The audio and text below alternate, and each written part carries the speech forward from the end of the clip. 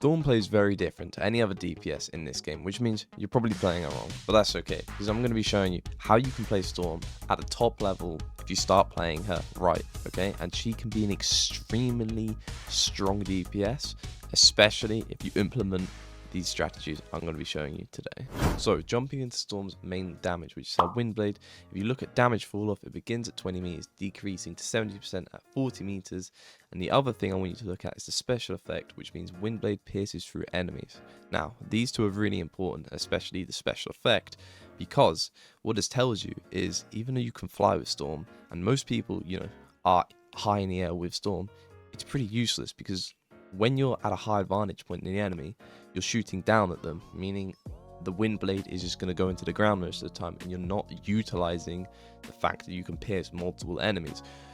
This is extremely important to understand because this plays into the rest of her kit and why most people aren't utilizing this to, play Storm at a really high level and start maximizing your damage. So if you've played Storm before, which I'm assuming you have, you know that she gives boosts to herself, and not only that, to the team, which is another thing that's going to be very key. Okay, so you can boost your movement and your damage 16% to yourself and 8% to team. Again, this comes in very key because the radius of this is 15 meters, okay, and this is right around you, it's a spherical radius, right? So the higher you go, the lower that radius is. If it was, like a cylinder shape, you could go as high as you want, the radius wouldn't change, but it is a spherical radius, meaning you need to be close to the ground. Again, coming in key with what I mentioned before, you want to be playing Storm close to the ground, which is where a lot of people go wrong because, you got this fly bit and okay, let's use this. Okay, it's just there to distract you, okay? Don't use it.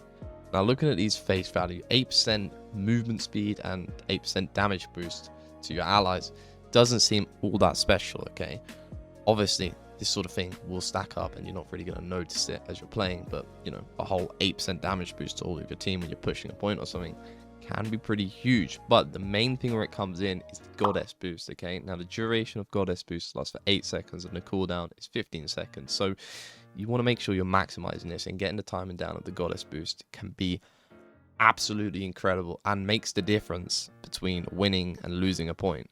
So let's look at the boosts it actually does. As you can see, a 40% movement speed to yourself, 20% movement boost to your allies, and here's the big one, okay? Enemy slowdown is 15%, meaning enemies will move 15% slower. Why is that so important? Two things. When enemies are moving slower, it makes them so easy to hit, okay? And if you're on a point especially, and obviously they're going to be 15% slower speed, meaning you can hit points on people way easier.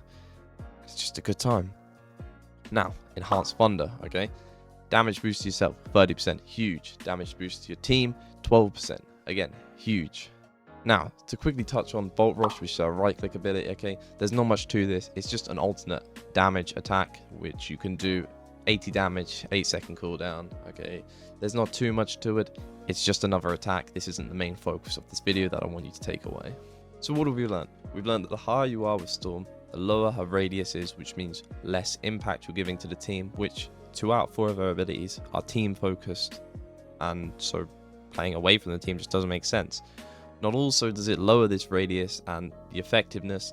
Playing higher means you're an easier target to shoot, and it also means your damage is not being maximized, as it's way harder to pierce through enemies. So general strategy is playing behind tanks and firing your left click right through them, hitting multiple enemies at the same time. I mean, it's just crazy.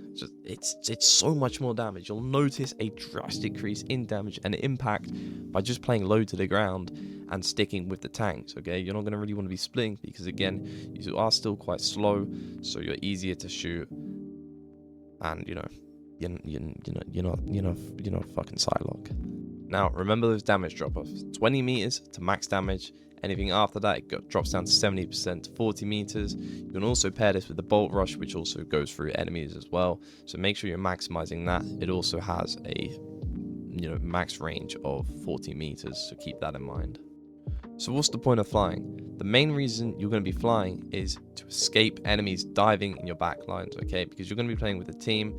So if a Magic, Psylocke, Black Panther comes in, this is when you want to go and fly up, okay? Most of the time, if you have it, you want to put the tornado and enhanced tornado on.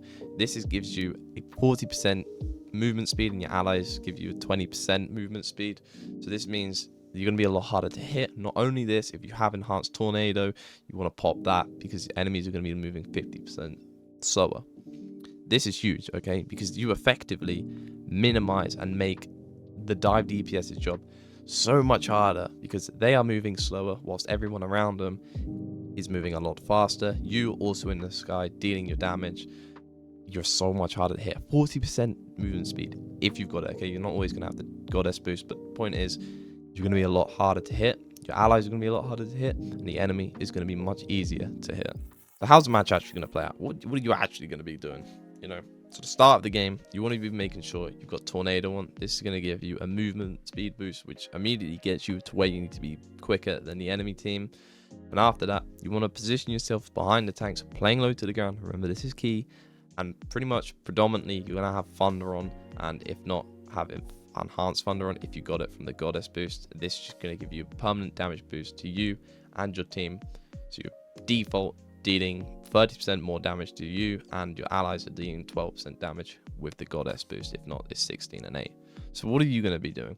You're going to want to be focusing on your positioning. And what I mean by this is your horizontal positioning, not your vertical, because remember, you want to be staying close to the ground. Your horizontal positioning is key here because you want to be making sure you're chaining your shots. You want to be making sure you're maximizing your damage. As you know, all of her damage abilities do chain and go through multiple enemies. So the best way you're going to be doing damage is by hitting more than one enemy. If you're not focusing on this, okay, then you're just trolling, okay? You need to stop and start positioning yourself on a horizontal level, making sure that you can line up your shots, dealing more damage, because that's what she's made for. You want to be chaining. You're not ever going to be focusing one person most of the time, and I'll get to this. You are going to be doing damage, weakening people, so that your other DPS or your tank can go in and maximize off this. Now, when you're going to want to start focusing one person is when dive DPSs come in and start trying to gun for your healers. This is when you want to switch to Tornado, which gives you movement speed, and if you have the enhanced Tornado on, it gives enemies slower movement speed, and you want to start focusing whoever's diving as quickly as possible, eliminate them.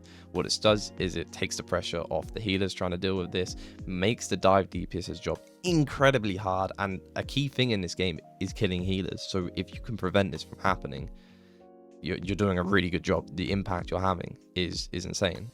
Now, another time you want to be using a tornado ability is when the enemy is popping their ults, okay? What this does is it just increases the chances of your team getting out of the ult range and not dying to it because they have a faster movement speed. And again, it's the same for you. You'll, go up, you can escape the ult.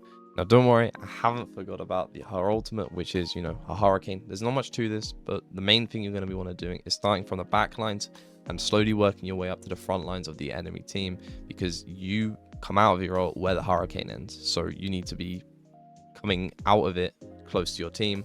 If you're in the back lines coming out of it, then you're probably going to die. So hopefully after all of that, you now have a much better idea on how to play Storm, and if you don't, well, yeah, that might be on me.